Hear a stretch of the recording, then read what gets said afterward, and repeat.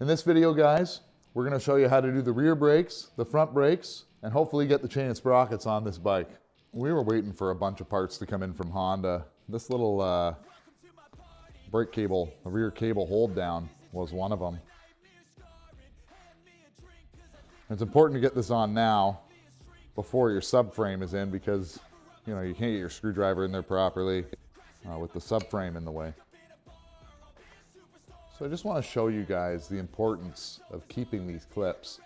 You can see that somebody along the lines has thrown this clip out when they did the brakes on their bike, and they've just put the pads run directly on here. This is your the rear hanger that holds the caliper. The issue is that this is aluminum and the pads aren't, and it'll just wear the aluminum down. This one's savable. You can see here that like the notching, we don't need to worry about it. The clip will fit in and it'll carry it. But these clips, they're not cheap. They're like, for what they are, like $5 for one of these clips is quite a bit of money. So don't go throwing those clips out. You need them. So the clip itself has these little tabs on the side, and you can just take a pair of needle nose pliers and slightly bend them in just a little bit, and then it should hold itself, excuse me, should hold itself inside here when you press it in, because the tabs are now biting onto the metal.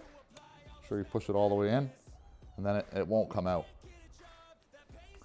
And there's another clip that goes inside the caliper, just like this. It has the same two little tabs. There's a clear spot where they clip in. It goes in there like that to hold the other end of the rear pad. One important step that's overlooked when you're dealing with your rear caliper is these rubbers. Double check them. You can buy a rebuild kit to see if they're ripped. These ones are like brand new still. We're not going to bother pulling them out and checking them. I checked around the slots, seeing if they were ripped. They're not. But we're going to put some grease in here so that when the caliper goes back on here, there's grease inside of this pin into this socket.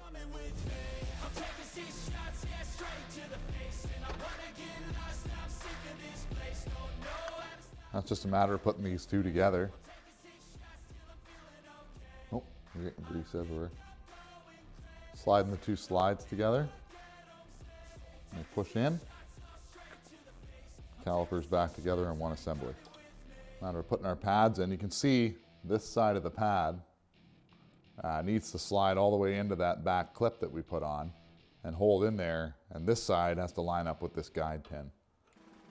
It just simply falls in there, nice and easy. Have your pin ready to go back in. We've cleaned ours up, got rid of any burrs on it or dirt, so it'll go in easy. Put the other pad in.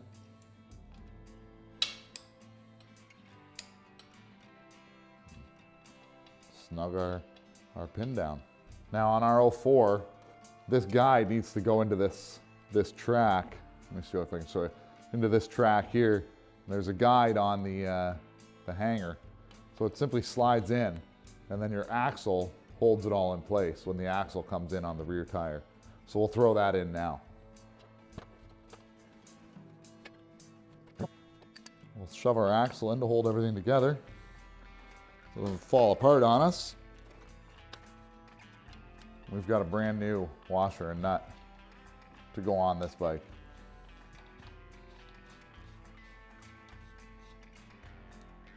So we've got the rear caliper off our bike from the teardown build.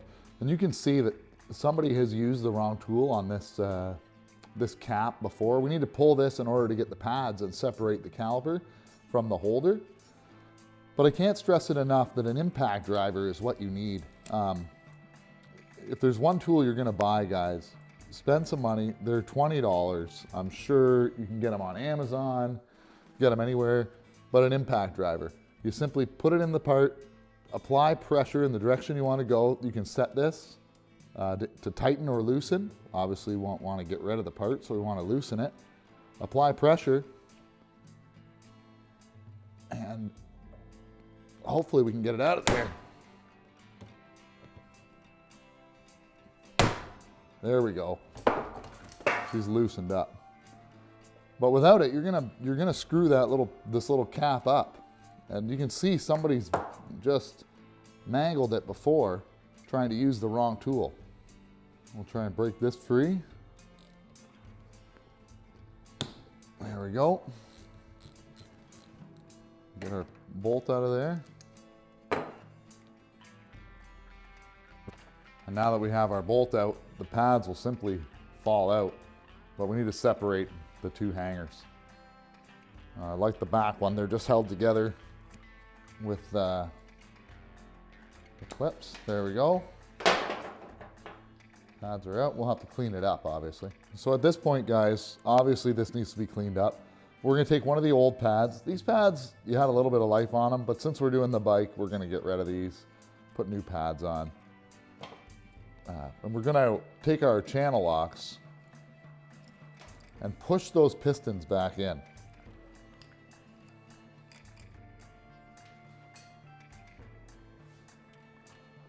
Now you can see the piston here is way out. So if you simply put the channel locks on and use a brake pad, and you might have to really squeeze, and we can push those pistons back in.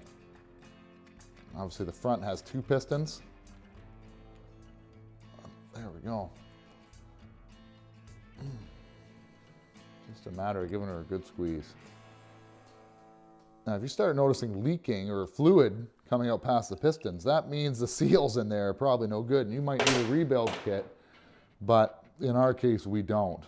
All of our parts still look good. It's just a matter of cleaning this up. Again, don't lose your little clips. They're super important. So same thing as the rear, we're gonna pack grease inside these slides. Put a little bit on here.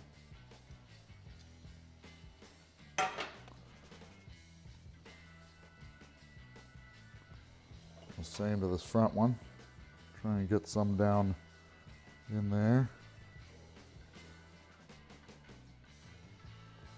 And then some on the shaft.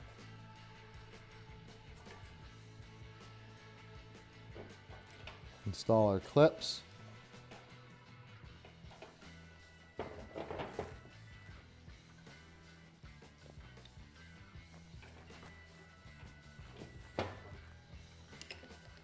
Make sure we get them in the rear clip there. It's in. Same thing, the far clip. We got our caliper back together and our pads are in. Install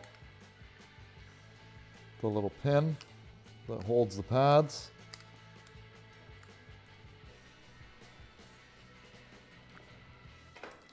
Now we'll simply make sure our clips are in properly and simply slide it into the caliper and bolt it on, or onto the disc, sorry, and bolt it on. Some new hardware. We use our impact driver as a screwdriver to install the cap. We're not going to impact it. We're just going to tighten it up by hand. There we go. So we already got the back sprocket on in the tire video, and we're going to put the front sprocket on in this video. If you pay close attention here to the sprocket, you can see this side has a thicker side, and this side is more smooth. The sprocket goes on the bike this way. This sprocket just happens to have the writing on this side. It goes on this way. Slides on. And on the CRs here, there's a washer. And I don't know if you guys can see it, but that washer is concaved. Okay, it's cupped. So this one happens to say it still. So sometimes that writing wears out, and it says this side out. So when they're cupped, the cup goes in against the sprocket. So I just want to show you guys this cool tool that I use for torquing down the main bolt. This bolt's got to be torqued to 47 foot-pounds.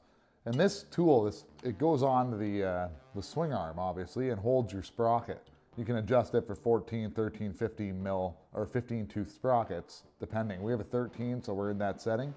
And this tool is made by Sprocket stuff. It allows you to put the proper torque on without having to go against your transmission, anything like that. If you do enough bikes, it's a good tool to have. We're just gonna torque this baby down, 47. There we go. Perfect. So now it's just a matter of sizing up our chain. I buy all my chains in 120 links, and that way we can cut them down. I like VID chains. Use what you guys like. Like obviously I'm not sponsored. I just have good luck with their chains, so that's why I use them.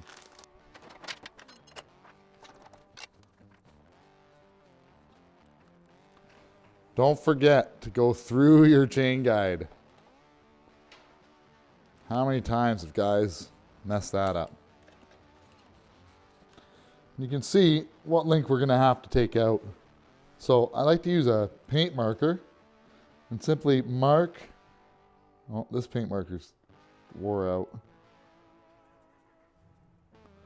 But I'm marking the link I want to remove. Just like that. Now guys, it's a matter of being careful here. We need to cut out that rivet, these two rivets. So I'm gonna hold it with my foot probably. And if you had a vise, you could do this in a vise. But we're gonna hold it, and I just got a grinder, and we're just gonna grind off those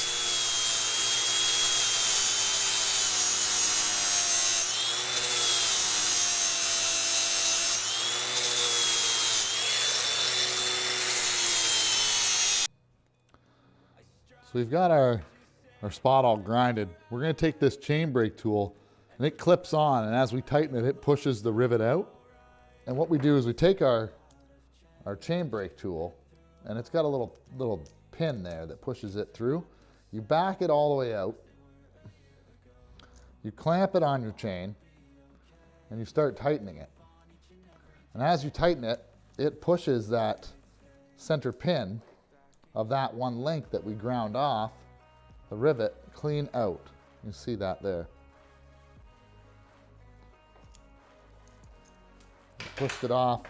Now we can simply remove that link, and we have a brand new setup ready to go for the master. Now it's just a simple matter of rerouting the chain, setting it back in, taking our master link, feeding it in from the back side, the link on, and then installing the master clip here. So I recently bought a set of these master link pliers. I've seen them before, I never owned a set, but you can see they're actually short on one side. So it allows you to grab the master link and the nut and push them on. So we're gonna see how they work. You simply put your clip on. You can do this with a normal pair of pliers. I've done it for years, but look at that. These ones are just cheap ones from Tusk. You could probably take an old set of linesmen and cut them. But for the $5 and I needed to make up some shipping cost, I think these things are a good investment. Yeah. Now it's just a matter of adjusting our chain tension. And you want to be equal on both sides. Keeping an eye on how tight your chain is getting. We're gonna go 1 bar past half, 1 notch here past half, and see what we're at. You can see right now at the rim, I like to be 3 fingers. We're close, but a little bit more tension is what we need when we set this bike down. Now, obviously this is a brand new chain. The bike's under its own weight right now. Now the whole bike's not together, but we got 3 fingers. We may need to adjust this later on in the build, but we're gonna snug it up at this point. We snug it up by holding our line and locking that back one against the wall. Now it's just a matter of torquing down our axle. Our chain's adjusted.